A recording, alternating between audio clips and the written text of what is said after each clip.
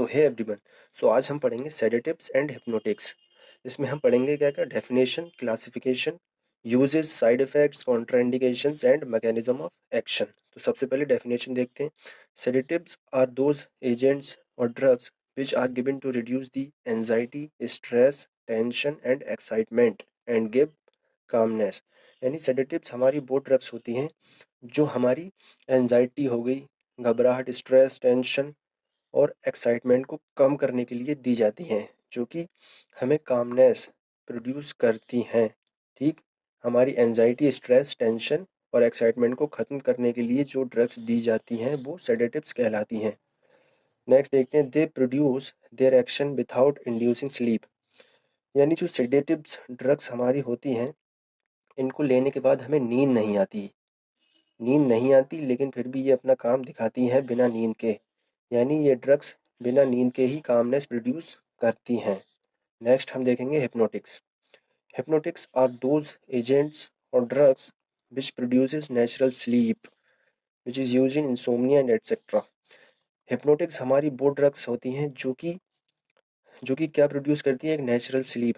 जो कि natural sleep हमारी होती है, बिल्कुल वैसी ही स्लीप हमें प्रोवाइड करती हैं। ये इंसोम्निया एक बीमारी होती है, एक डिजीज़ है जिसमें डिसऑर्डर है, जिसमें कि क्या होता है कि पेशेंट्स को नींद नहीं आती, तो इसमें हिप्नोटिक्स ज़्यादातर दिए ही जाते हैं। ठीक, सेडेटिव्स हमारे क्या कर रहे थे, anxiety, stress, tension and excitement को कम करते हैं बिना नींद के। हिप्नोटिक्स हमें नेचुरल स्लीप प्रोवाइड करते हैं। ये डिफरेंस है दोनों में। ठीक, नेक्स्ट हम देखेंगे क्या है, both sedatives and hypnotics depress the CNS. ठीक, सीएनएस की डिप्रेस के ना तो हमें नींद आएगी ना ही हमारे कामनेस प्रोड्यूस होगी। तो बोथ क्या कर रहे हैं, सेडेटिव्स एंड हिप्नोटिक्स सीएनएस को डिप्रेस करके ही अपना एक्शन शो करते हैं। नेक्स्ट देखते हैं, both sedatives and hypnotics are the same drugs. The only difference in these drugs that the quantity of drug, that is dose of drug। यहाँ पे एक बात बहुत ही इंपॉर्टेंट है ये, क्योंकि जो sedatives and hypnotics हैं वो एक ही टाइप्स के ड्रग्स होते हैं। ये नहीं कि sedatives अलग कैटेगरी हो गई, hypnotics अलग कैटेगरी हो गई। ये दोनों एक ही टाइप्स के ड्रग्स होते हैं, बस डिफरेंस क्या होता है, क्वांटिटी ऑफ ड्रग यानी डोज ऑफ ड्रग। यहाँ पे इंपॉर्टेंट बात है डोज ऑफ ड्रग। अगर हम कोई भी ड्रग जो इस कैटेगरी की है उसको अगर लो डोज में देंगे तो वो सेडेटिव्स का एक्शन प्रोड्यूस करेगी। ठीक, अगर हम कोई भी ड्रग्स उसको हाई क्वांटिटी में देंगे पेशेंट को तो वो हिप्नोटिक्स का एक्शन प्रोड्यूस करेगी। ठीक, कोई भी ड्रग्स जो है हमारी अगर हम लो क्वांटिटी में देते हैं तो वो सेडेटिव्स का वर्क करेगी, और कोई भी ड्रग्स जो हम हाई क्वांटिटी में देंगे तो वो हिप्नोटिक्स का वर्क करती है। ठीक, यही एक डिफरेंस होता है। बाकी जो ड्रग्स होती हैं वो सेम ही होती हैं, सिर्फ क्वांटिटी का डिफरेंस होता है, यानी डोज का डिफरेंस होता है। नेक्स्ट हम देखते हैं, if the dose is low then it works as sedative. जैसे कि मैंने अभी बताया कि अगर लो डोज होगी तो सेडेटिव का काम करती है, बट अगर the dose is high it works as hypnotic. ठीक, जो नाउ हम देखेंगे अपना क्लासिफिकेशन। तो जो उसका क्लासिफिकेशन होता है वो दोनों ही, जो सेडेटिव्स एंड हिप्नोटिक्स का, वो तो सेम क्लासिफिकेशन होता है, ये कोई अलग अलग ड्रग्स नहीं होते हैं। ठीक, जो एक डिफरेंस था वो मैं बता चुका हूँ कि डोज का डिफरेंस होता है। अगर लो डोज में देखते हैं तो सेडेटिव का काम करेगी, अगर वही ड्रग्स आप हाई डोज में दे देंगे तो वो एज ए हिप्नोटिक्स काम करती है। ठीक, तो देखते हैं इसका क्लासिफिकेशन। सेडेटिव्स एंड हिप्नोटिक्स को दो पार्ट्स में यहाँ पे डिवाइड किया गया है। जो ए है हमारा वो है बार्बिचुरेट्स, एंड जो बी है हमारा वो है बेंजोडाइज़ेपिन्स। फर्दर जो बार्बिचुरेट्स हैं उनको थ्री सब कैटेगरीज में डिवाइड किया गया है। फर्स्ट जो हमारा है वो है लॉन्ग एक्टिंग। नाम से समझ में आता है कि लॉन्ग एक्टिंग जो जो वर्क करेगा वो बहुत ही लॉन्ग टाइम के लिए काम करती हैं ये ड्रग्स, जिसका एग्जांपल फेनोबार्बिटोन है। ठीक, जो सेकंड है हमारा वो है शॉर्ट एक्टिंग। शॉर्ट एक्टिंग मतलब कुछ टाइम के लिए काम करती है, बाद में पेशेंट अपनी नॉर्मल कंडीशन में फिर से आ जाता है। इसके एग्जांपल पेंटोबार्बिटोन, ब्यूटोबार्बिटोन। ठीक, जो थर्ड हमारा डिवीज़न है वो है अल्ट्रा शॉर्ट। ठीक, जो कि नाम से समझ में आ रहा है कि बहुत ही कम टाइम के लिए इसका इफ़ेक्ट होता है। इसके एग्जांपल है थियोपेंटोन एंड मेथोहेक्सीटोन। ठीक, नेक्स्ट हम देखेंगे बी, जो है बेंजोडाइज़ेपिन्स। इनको भी फर्दर थ्री सब कैटेगरी में डिवाइड किया गया है। फर्स्ट है आपका हिप्नोटिक, जिसके एग्जांपल आपको डायज़ेपाम, नाइट्राज़ेपाम, अल्प्राज़ोलाम। ठीक, फिर आपके आते हैं एंटी एंजाइटी, जिसका एग्जांपल है डायज़ेपाम, ऑक्साज़ेपाम, लोराज़ेपाम। जो थर्ड कैटेगरी आपकी है सब कैटेगरी वो है एंटी कन्वल्जेंट, जिसके एग्जांपल डायज़ेपाम, लोराज़ेपाम, फ्लोनाज़ेपाम। आपने यहाँ पे एक बात नोटिस की, जो डायज़ेपाम इसमें भी है, इसमें भी है, इसमें भी है, लोराज़ेपाम इसमें भी है, इसमें भी है। तो ये ड्रग्स ऐसी ही हैं। अगर इनकी आप ज़्यादा क्वांटिटी यूज़ करते हैं, जो मैंने पहले बताया, तो एज़ अ हिप्नोटिक्स काम कर जाती है। अगर आप बहुत लो क्वांटिटी में आप इसको देंगे तो वो एज़ अ सेडेटिव भी वर्क कर देगी। ठीक, नेक्स्ट देखते हैं हमारा क्या है। नेक्स्ट हमारा है थेराप्यूटिक यूजेस। थेराप्यूटिक यूजेस यानी इसका इसका क्या क्या यूज़ है। ठीक, तो देखते हैं sedative and hypnotic. As a sedative and hypnotic, जो सेडेटिव मैंने पहले बताया कि कामनेस, एज अ कामनेस भी प्रोड्यूस कर सकते हैं। हिप्नोटिक एज अ इनको हम नेचुरल स्लीप के लिए भी देते हैं। ठीक, एज एंटी एनजाइटी, एनजाइटी बहुत ही घबराहट चिंता होती है तो उसमें भी इसको यूज़ किया जाता है इन ड्रग्स को। फिर एंटी कन्वल्जेंट्स, यानी जिसको दौड़े पड़ते हैं, जो दौड़े जैसे होते हैं, जिसको सीजर्स पड़ते हैं, तो उसमें भी ये काम करती है। ठीक, नेक्स्ट है एज अ जनरल एनेस्थेटिक्स। जी हाँ, अगर ये ड्रग्स जो हैं, अगर हम इनको ज़्यादा हाई क्वांटिटी में दे देंगे तो ये एज अ जनरल एनेस्थेटिक भी काम कर देती हैं। ठीक, नेक्स्ट है फॉर साउंड स्लीप, ये तो आपको पहले ही बता दिया। अब नाउ देखेंगे हम साइड इफ़ेक्ट्स।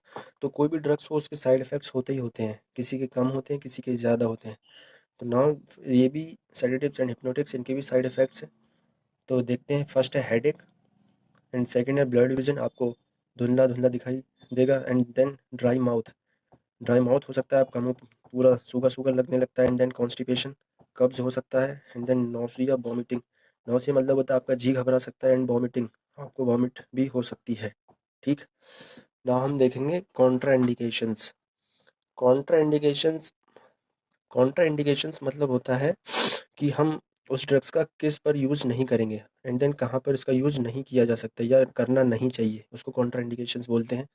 तो सेडेटिव्स एंड हिप्नोटिक्स को देखते हैं कहाँ यूज़ नहीं किया जा सकता या नहीं करना चाहिए।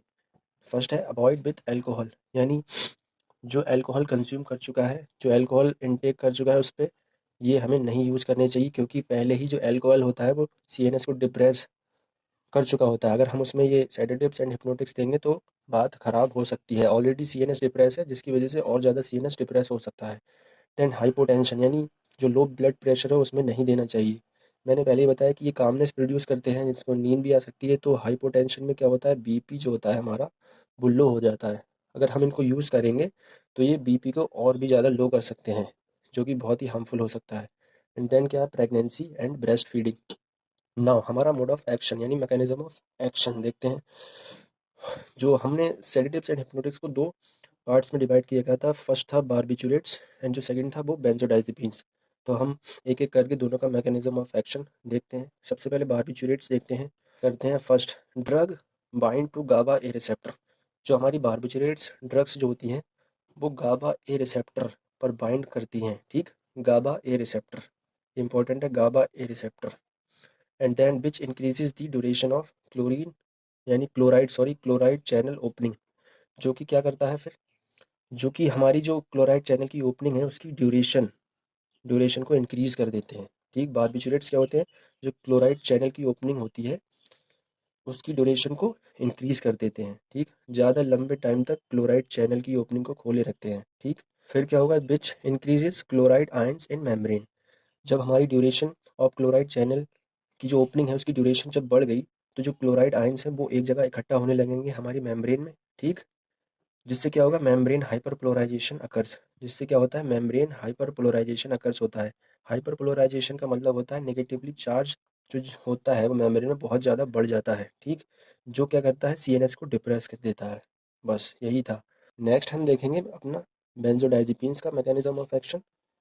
तो फर्स्ट क्या है इसमें, drug bind to GABA A receptor. इसमें भी क्या हो रहा है, गाबा ए रिसेप्टर पर हमारी जो बेंजोडाइज़ेपिन्स ड्रग्स हैं वो बाइंड कर जाती हैं। ठीक, जो क्या करता है, विच increases the frequency of chloride channel opening. जो क्या करते हैं ये बेंजोडाइज़ेपिन, जो हमारे क्लोराइड चैनल की ओपनिंग की फ्रीक्वेंसी है उसको बढ़ा देती हैं। फ्रीक्वेंसी यानी बार बार खोलेंगे क्लोराइड चैनल को। ठीक, जो क्या करेगा, क्लोराइड आइंस जिसमें क्या होगा, इंक्रीज करेंगे जैसे इसमें कर रहे थे। क्लोराइड आइंस जब इंक्रीज करते हैं मेम्ब्रेन में तो वो क्या होता है, मेम्ब्रेन हाइपरपोलराइजेशन, यानी कि मेम्ब्रेन पर हमारी जो नेगेटिव चार्ज है वो बहुत ज़्यादा बढ़ जाता है, जो क्या करता है, सीएनएस को डिप्रेस कर देता है। ठीक, the only difference in these two categories drugs that barbiturates, जो क्या होती हैं, जो ड्यूरेशन ऑफ क्लोराइड चैनल को बढ़ाती है, यानी जो क्लोराइड चैनल की ओपनिंग की ड्यूरेशन है, लंबे टाइम तक क्लोराइड चैनल को ओपन करके रखती है हमारी बारबिचुरेट्स ड्रग्स, एंड जो बेंजोडाइज़ेपिन ड्रग्स होती हैं वो क्लोराइड चैनल की ओपनिंग की फ्रीक्वेंसी यानी क्लोराइड चैनल को बार बार खोलेंगी हमारी बेंजोडाइज़ेपिन्स। बारबिचुरेट्स ड्यूरेशन यानी क्लोराइड चैनल की ओपनिंग की ड्यूरेशन को बढ़ाएंगी, टाइम पीरियड्स को बढ़ाएंगी, और ये फ्रीक्वेंसी इसके टाइम इंटरवल को यानी बार बार खोलेंगी। सो यही एक डिफरेंस है।